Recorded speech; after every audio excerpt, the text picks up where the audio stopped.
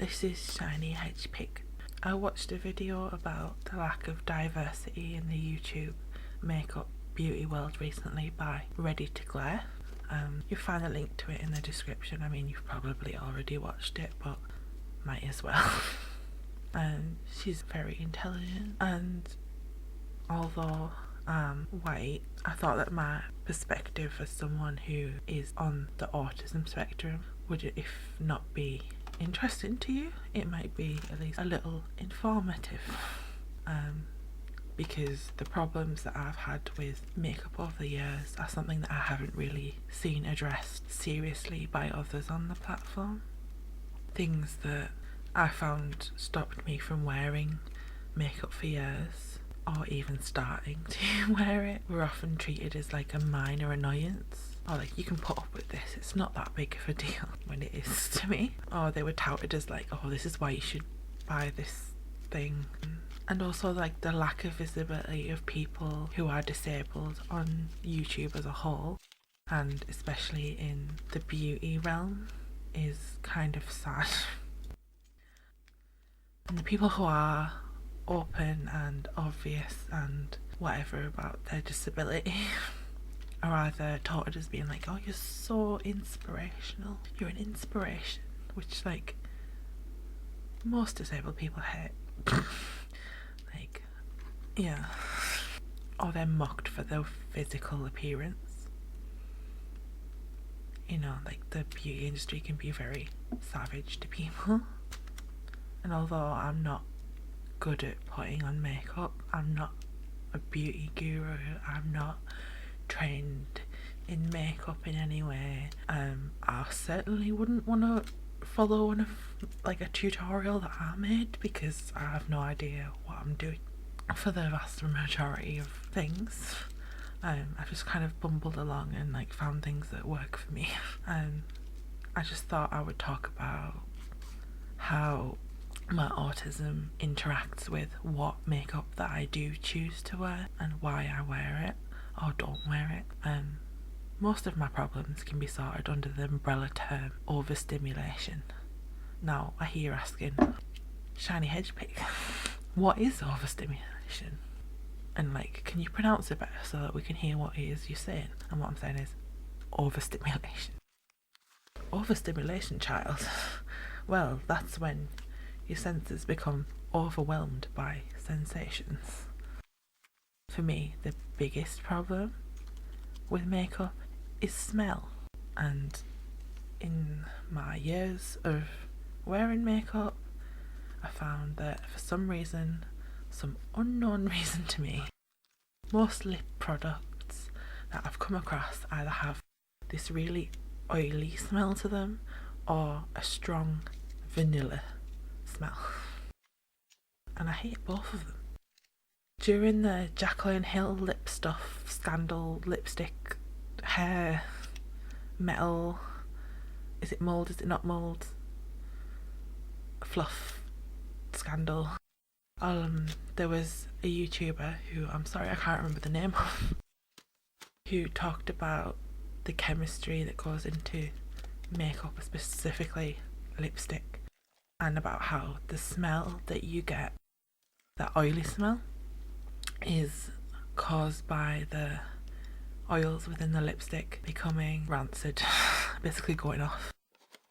It's why Play-Doh smells like Play-Doh, which would have been a better description of the oily smell, but it's just popped into my head right now. Either way, I prefer this Play-Doh smell than the vanilla one. Wearing something that has a really strong smell, or basically any smell at all, gives me headaches, and I'd rather not have them.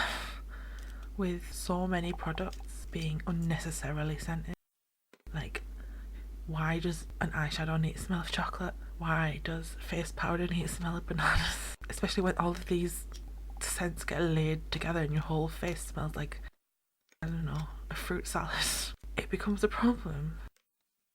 Like, it's a one-way trip to Headache City, and I don't want to go there.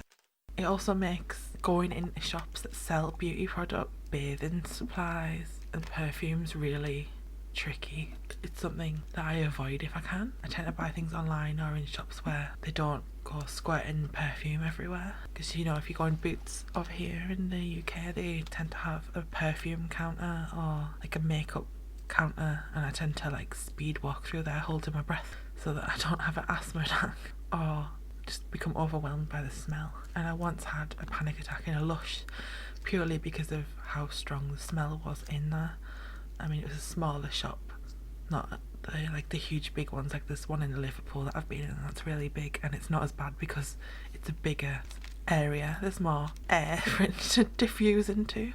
Where if you're in a small shop with like a lot of products in there, it smells like a changing room after PE when you're like 12. Another problem that I have is the way some stuff looks, because there are colours that I can't stand to look at because it's physically painful to me. Yellow is one of them. It's the biggest culprit of this. Like staring at something yellow, especially like a bright primary yellow. I mean, neon is worse, but bright primary yellow is more common.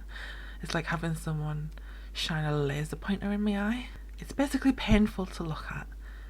But luckily, yellow isn't a particular popular colour in makeup products. I mean, there are some eyeshadows that are yellow, but it's not like the go-to lipstick colour is yellow. Brands also use bright neon colours, commonly in packaging and in-store displays, to attract people. There's a brand in the UK that has like black and neon pink branding, and I tend to walk past that as quick as I can without looking at it because it's just too much.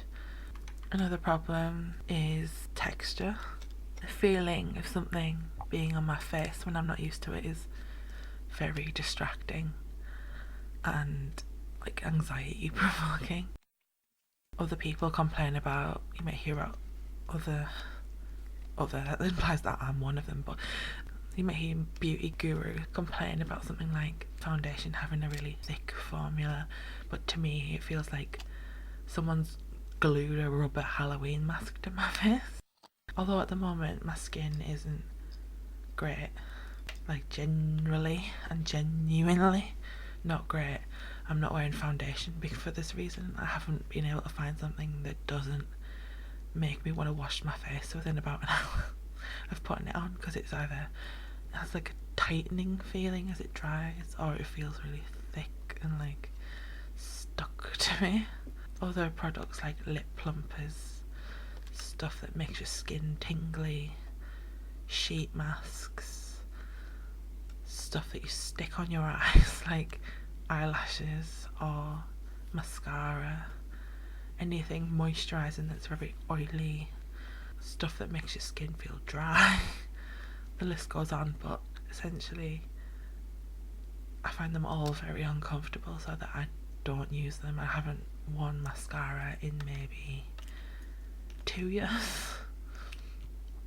Why does it bother me more is because, unlike people without autism, my brain doesn't become attenuated to sensation over time, which basically means like if I put on a watch, I'm still as aware that I'm wearing a watch a month later as when I first put it on, which isn't what happens to people normally. Usually your brain learns to filter out the sensation of you wearing a watch because it's no longer like a priority feeling.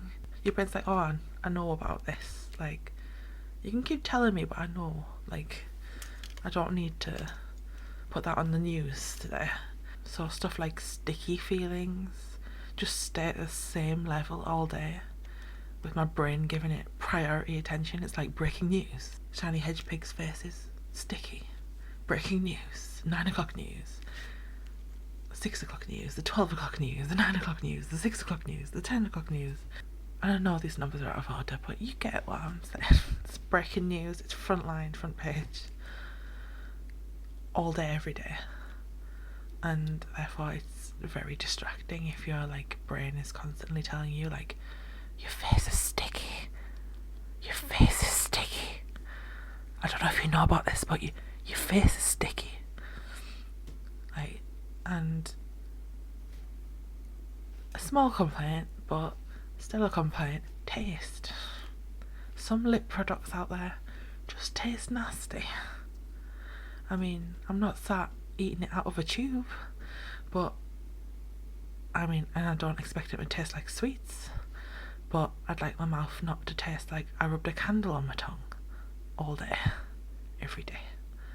As you can see, navigating these issues as a woman, as a cisgendered woman that's pressured by society to wear makeup at least for formal or celebratory purposes, is hard.